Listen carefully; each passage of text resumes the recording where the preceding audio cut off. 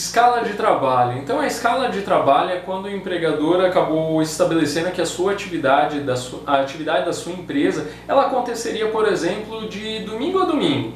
E aí ele acabaria tirando algum dia, os seus empregados têm que tirar algum dia de folga, tá? Eles não podem trabalhar 7 dias seguidos. Um dos dias eles vão ter que tirar de folga. Então uma folga na semana é garantida por lei que eles têm. Então, para isso, você tem que elaborar uma escala de trabalho. Se a sua empresa nunca fecha uma atividade permanente, tá? Ela trabalha, por exemplo, 24 horas, ela trabalha todos os dias, por exemplo, é um shopping, está sempre aberto as empresas do shopping, né? Então, estão sempre abertas. E aí, no geral, né? E aí tem que estabelecer essas escalas de folga. Então você vai dizer, o fulano vai folgar na segunda, o outro vai folgar na terça, o outro na quarta, o outro na quinta. Tem que estabelecer um dia de folga para cada um. E aí você estabelece uma escala de trabalho. Eu estou falando de uma forma bem simples, mas por exemplo, você precisa escalonar também o horário. Então tem um que começa da meia-noite às 6, o outro das 6 da meia-noite às 6, das 6 ao meio-dia, meio-dia às 18 e 18 à meia-noite. Você precisa do horário cheio, você precisa de 4 empregados, por exemplo, de 6 horas para cumprir esse período. Você coloca nessa escala de trabalho. Quem vai fazer tal horário, tal horário, tal horário, para que eles consigam se organizar, e a sua empresa também é uma forma dela se organizar e você saber quem que está em cada dia, em cada horário de trabalho, tá bom? Uma forma bem simples, bem rápida de conceituar.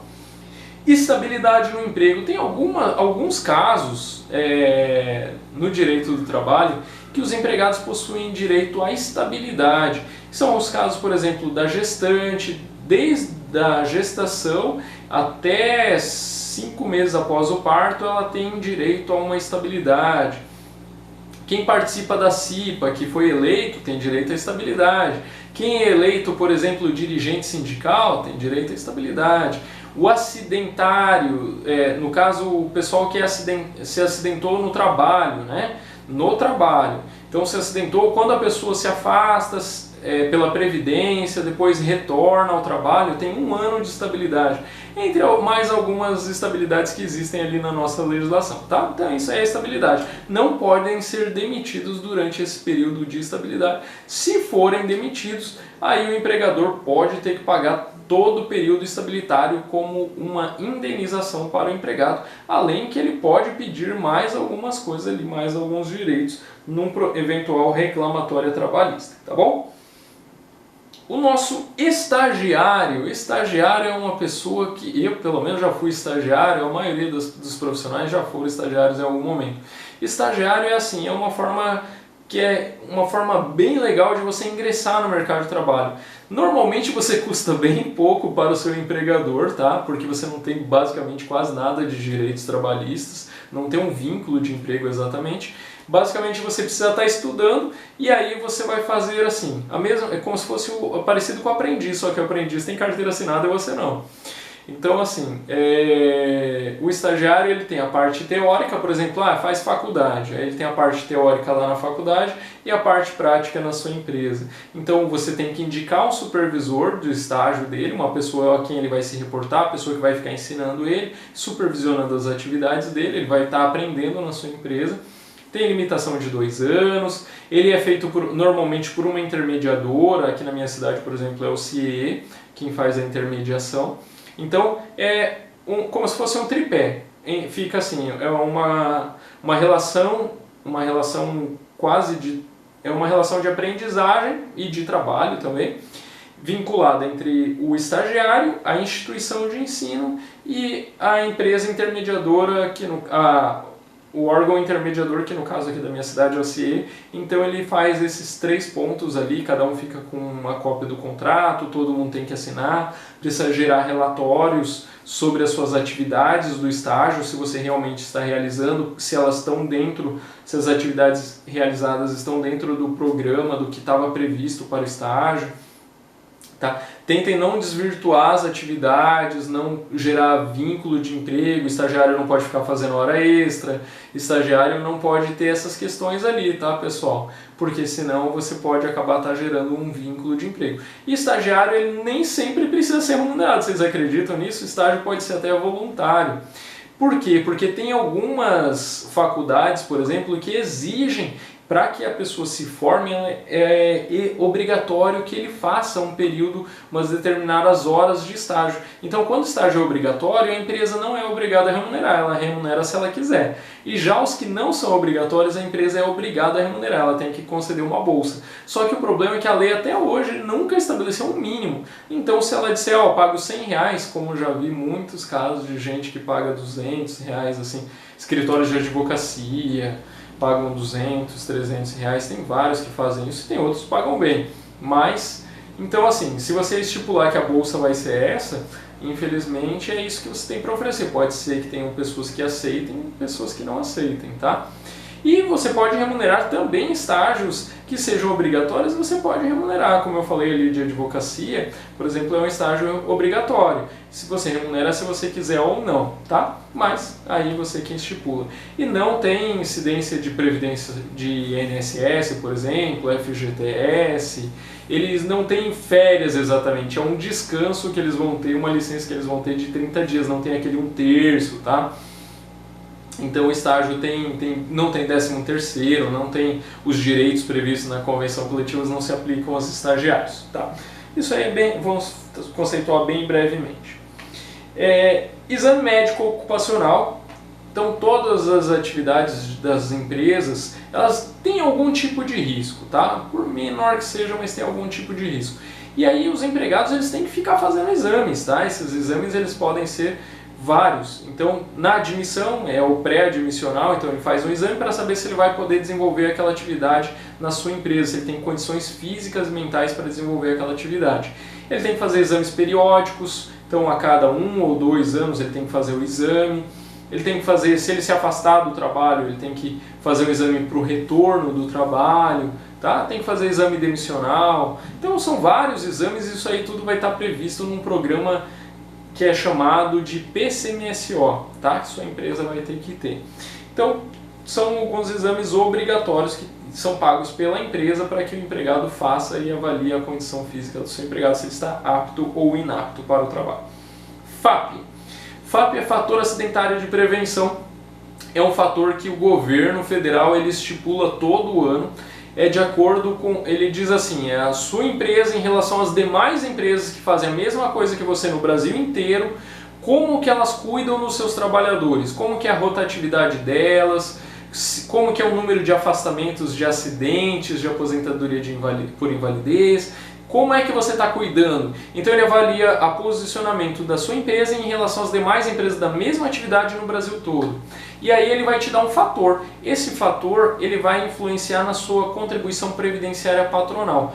Ele pode ser de 0,5 até 2. Então ele pode dividir pela metade o que você tem para pagar ou ele pode dobrar o que você tem para pagar. Em relação ao RAT. RAT ele é um percentualzinho também que vai de 1 a 3. Então você pode, se você tinha 3, por exemplo, e recebeu o FAP meio, você vai pagar 1,5 de percentual e não mais 3% de previdência do RAT.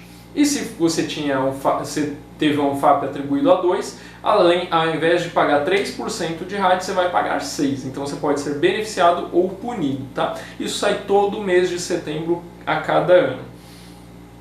Temos o conceito de férias, pessoal. Férias é aquilo que os empregados adoram, né? Que é você trabalhar por 1 ano, você vai ter o direito a descansar por 30 dias, tá? Essas férias são individuais, nesse caso são suas. Então, se você trabalhou por 1 ano, você tem direito a descansar 30 dias. E as férias coletivas, Alan? Férias coletivas é quando o empregador resolveu fechar a empresa inteira ou um setor inteiro e dar férias para todo mundo de uma vez só.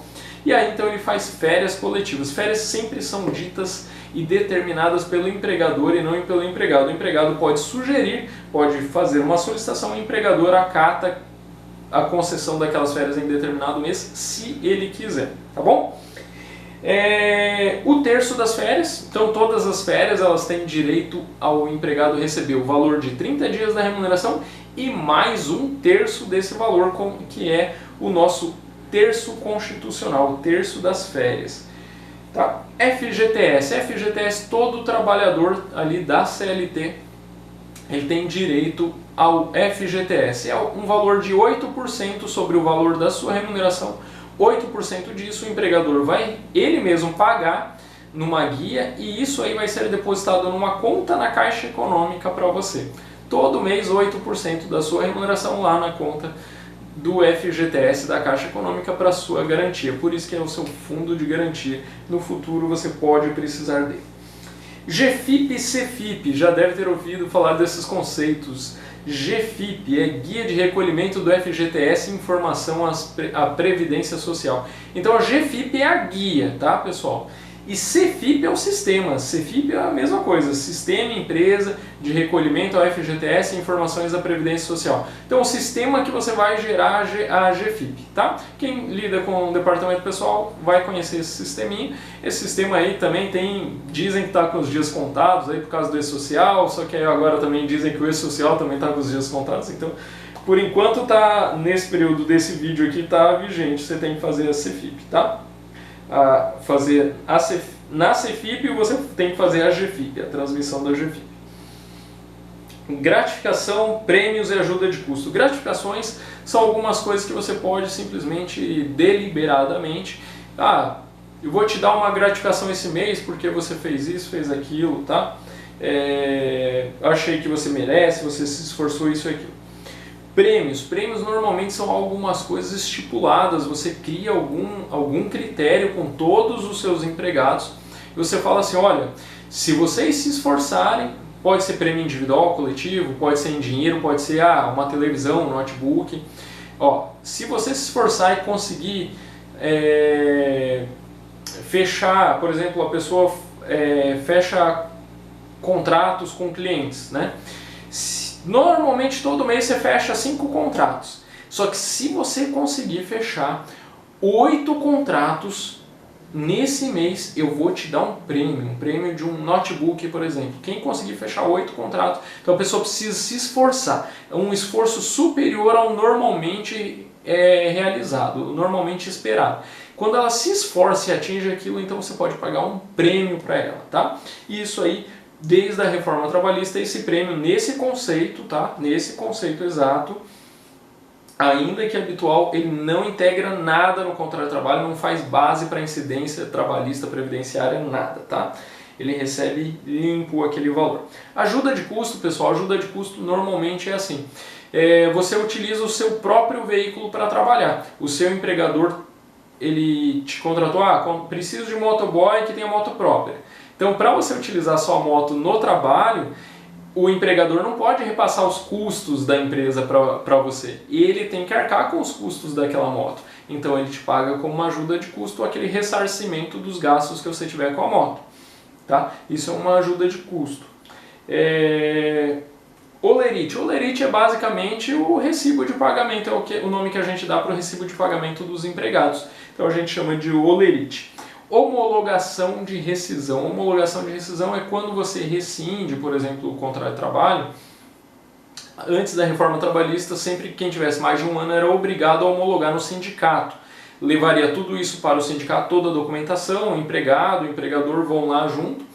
E aí o sindicato vai analisar, calcular, ver se está tudo certo, tudo pago certinho, confirma algumas coisas com o empregado e ele bate um carimbo homologando aquilo, dizendo, tá tudo ok ou não tá tudo ok, vou fazer umas ressalvas. Desde a reforma trabalhista não é mais obrigatório, mas isso não significa que ela é proibida, tá?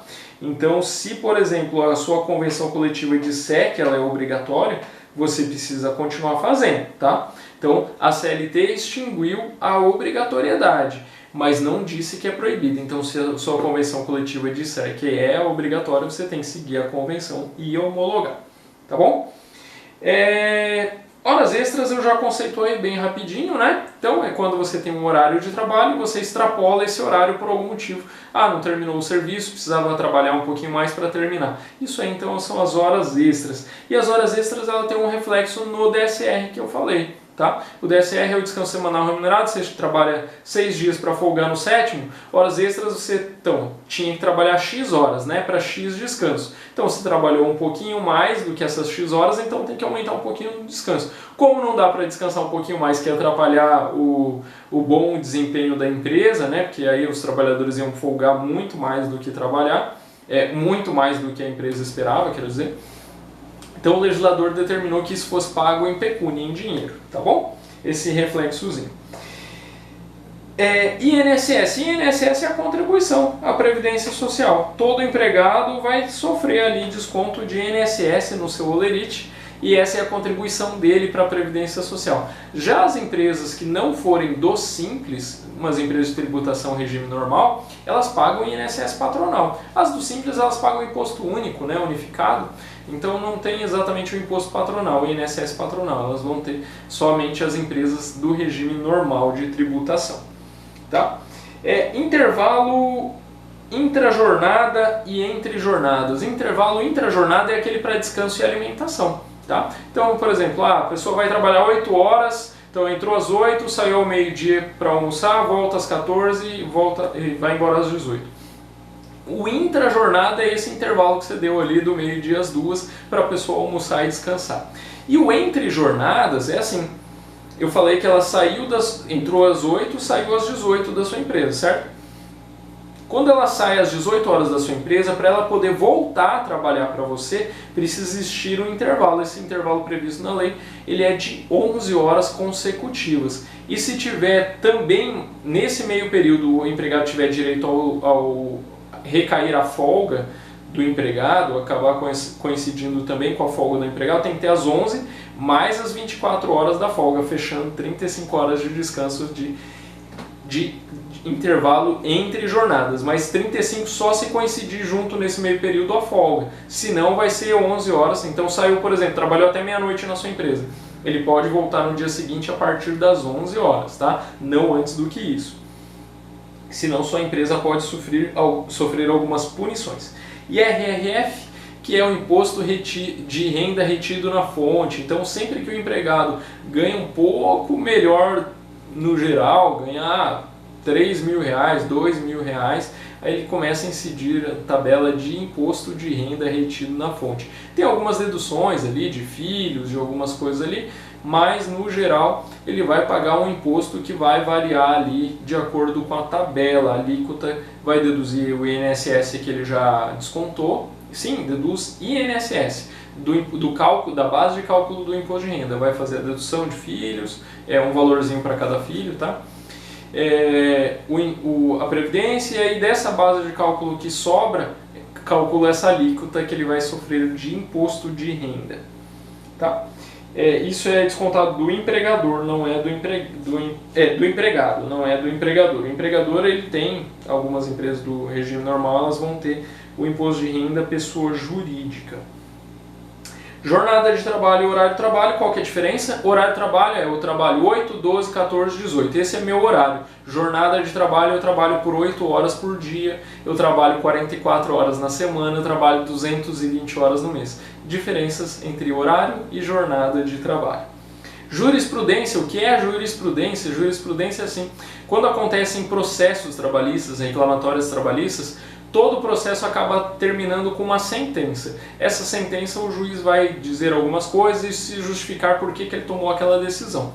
Então, essas decisões, quando elas são análogas, por exemplo, casos análogos, casos similares, são decididos muito parecido, de forma muito parecida. Então, quando vamos juntar várias decisões idênticas para os casos que são muito semelhantes, isso eles podem acabar formando, os tribunais podem resolver, sentar e fazer, para facilitar e a gente uniformizar isso, vamos criar uma súmula, vamos dizer que para esse caso tem que se decidir dessa forma, tá? E aí, só que as súmulas os juízes não são obrigados a seguir. Só as súmulas que o STF definir como súmulas vinculantes é que são obrigados, mas no geral os juízes tendem a seguir as súmulas, tá?